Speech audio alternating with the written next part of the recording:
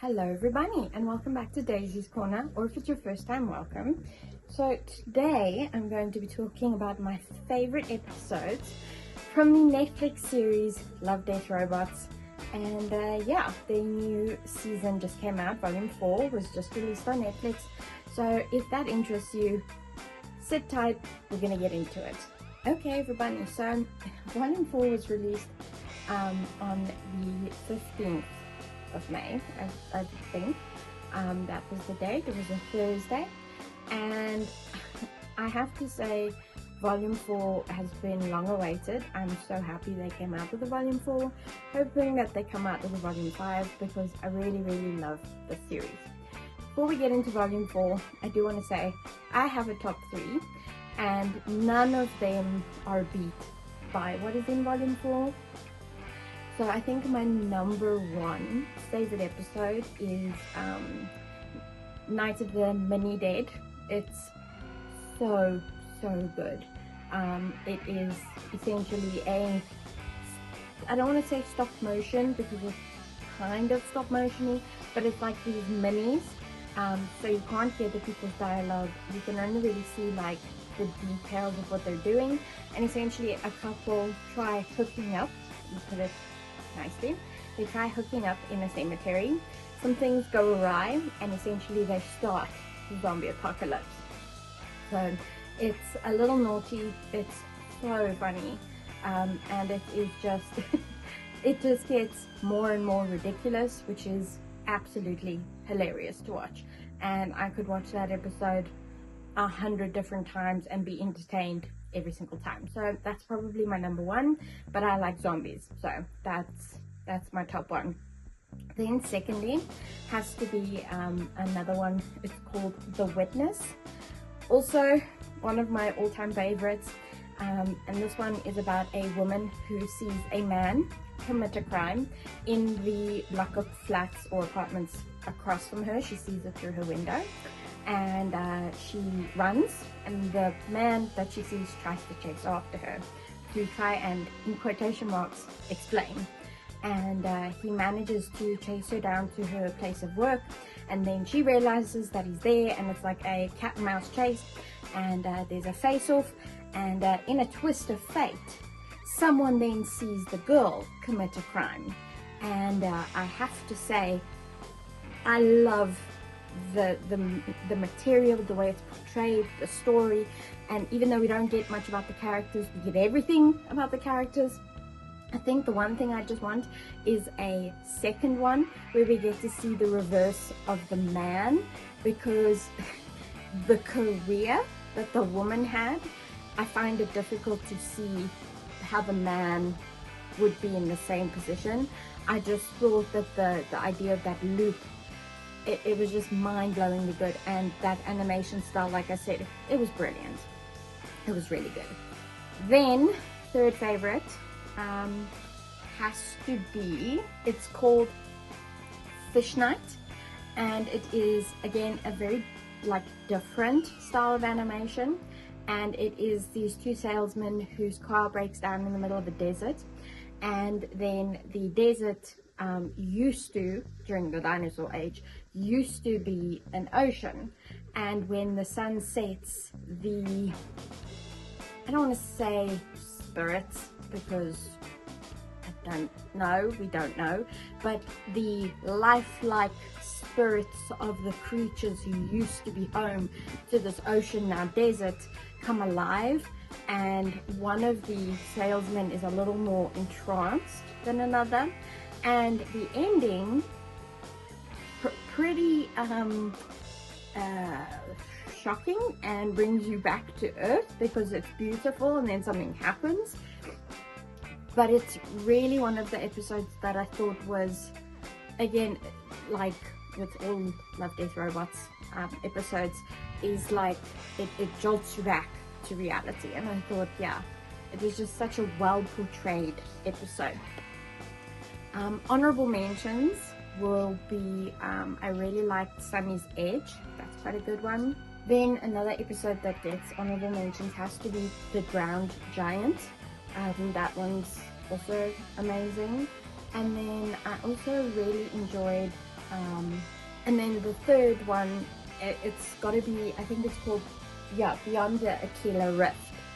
And that one's a little bit matrixy for me, so I really enjoyed those three. As like, they're good, but they're not as good as my top three. I really didn't think that I would enjoy animation, but somebody introduced me to the series and I was kind of hooked from the first episode. 3 Robots is also really good. I love both of those episodes. So yeah, it's a very interesting series, and before I was introduced to it, I never thought about all the different kinds of animation that you get.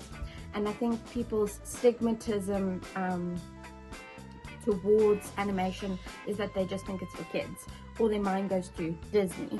And this showed me that you can really tell a lot of different stories with a lot of different kinds of animation.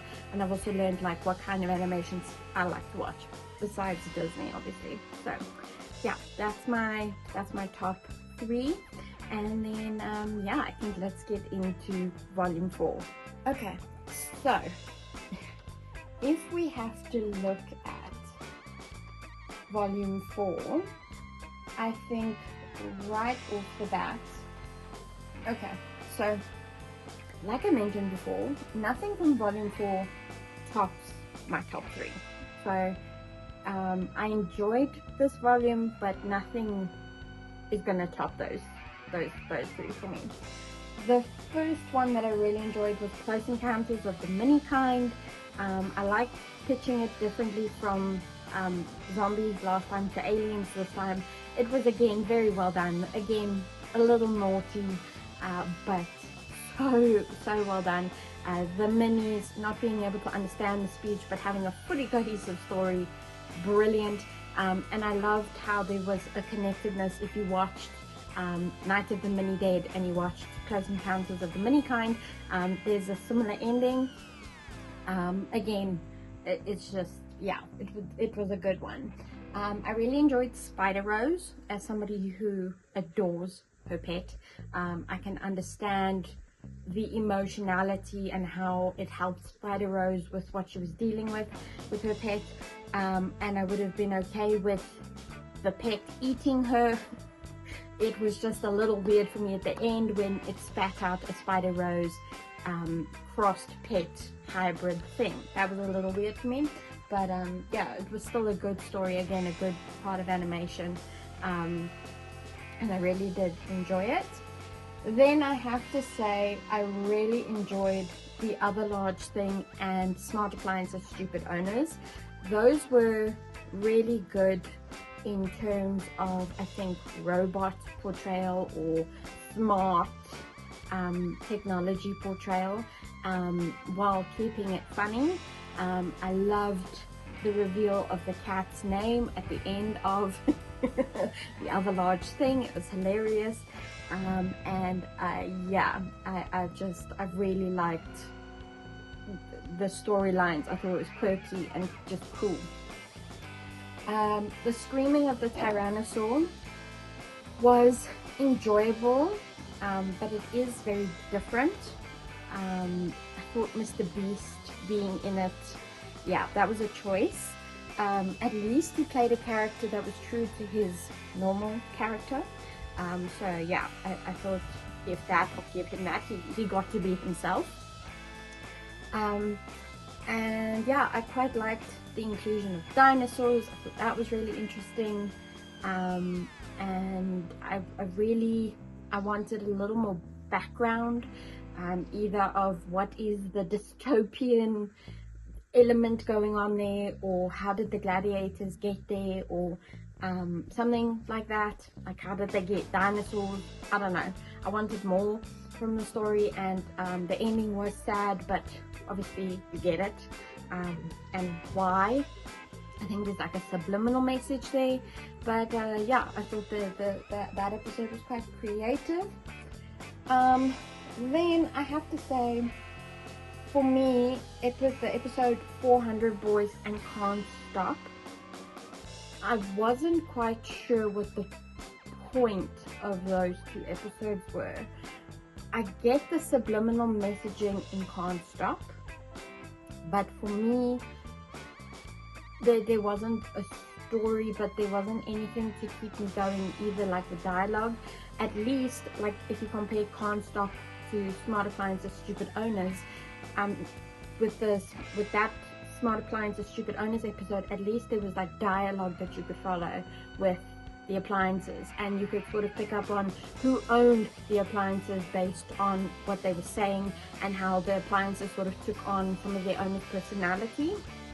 So that kept me interested. Whereas Can't Stop was like, it was a song. I felt like the lyrics were repeated quite a bit. I get it, they're puppets, they're performing. The Red Hot Chili Peppers, woohoo. I just wanted more, you know.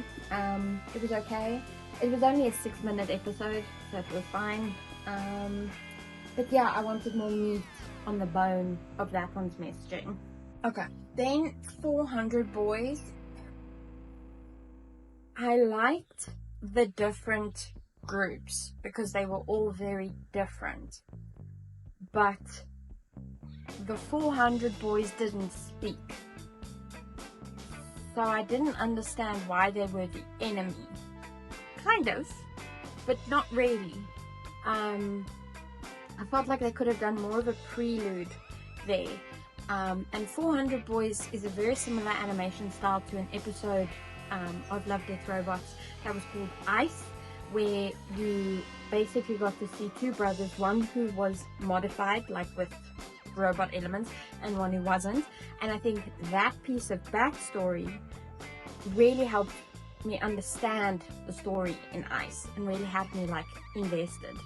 I wasn't really invested with 400 Boys. It was okay. Then I really liked Golgotha. It was really good. Again, not long enough. He didn't speak to the alien for long enough on the beach, in my opinion. I really wanted like more. Give me more. I want to know more about the aliens. Not quite, again, like the hyper realistic animation. Very similar to the Drowned Giant and a couple of other episodes, but I really liked like the hyper realism. It was a bit strange that they picked dolphins to be their messiah. But like I said in my short review, that's very Hitchhiker's Guide. Those of you who have watched that video, you need to leave a like. But it's very Hitchhiker's Guide for me. And I just wanted to have more dialogue to go on. It was very much like a quick 2-minute conversation, and then suddenly he speaks to a dolphin, and it's international or interspace warfare. I wanted more, so I think that was the only thing.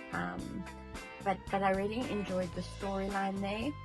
One that I was very surprised to like was how Zeke got religion, and I'm actually sitting post watching it, and how Zeke got religion, I think I enjoyed it more than I thought initially in my short review. And I'm surprised I like it as much as I do, because how Zeke got religion very much tempered and made very digestible the idea of demons or whatever got raised out of the ground by the mustache man. So I thought that they played it very safe, using hands and that statue, baby statue face thing, instead of like a real demon face, not like in 14th Creep, where you actually got to see Satan's demon face. So thought that how Zeke got religion was very well done. And the messaging here was also, it was quite good in terms of dramatizing somebody having a crisis of faith, because when you meet Zeke, he's quite like a straight-laced guy, and he sort of scoffs the religion stuff, and then this, I don't know if it's a demon, I want to say this demonic entity comes into the picture and nearly takes down the plane and nearly takes him, and I think the fact that they defeat this demon thing with you know, and a religious item really changes Zeke, and I thought it was quite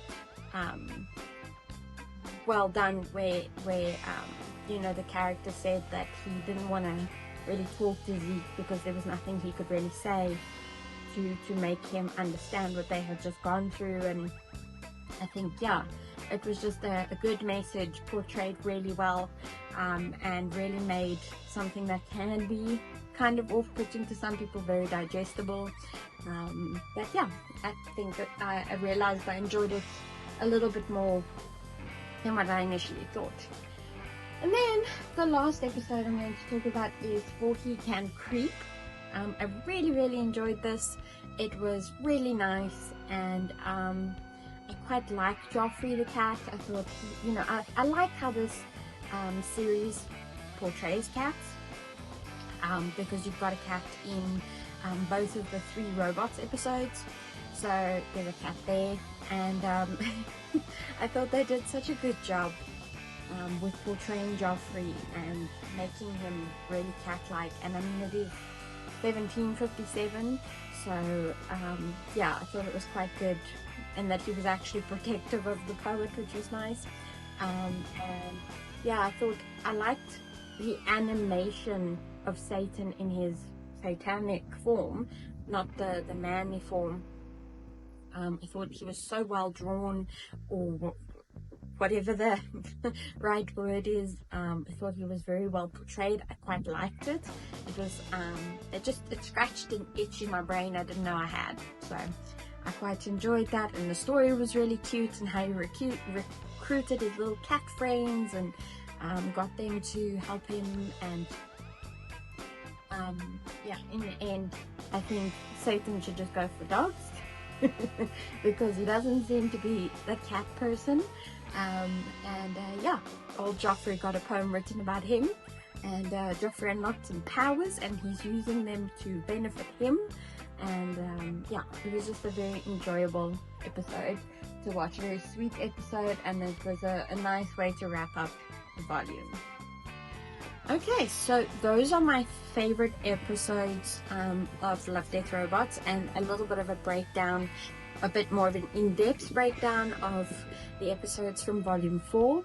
Let me know if you have watched Love, Death, Robots and what your favorite episode has been from them. I think we've all got such a diverse taste in animation, and that this show really meets everyone's taste.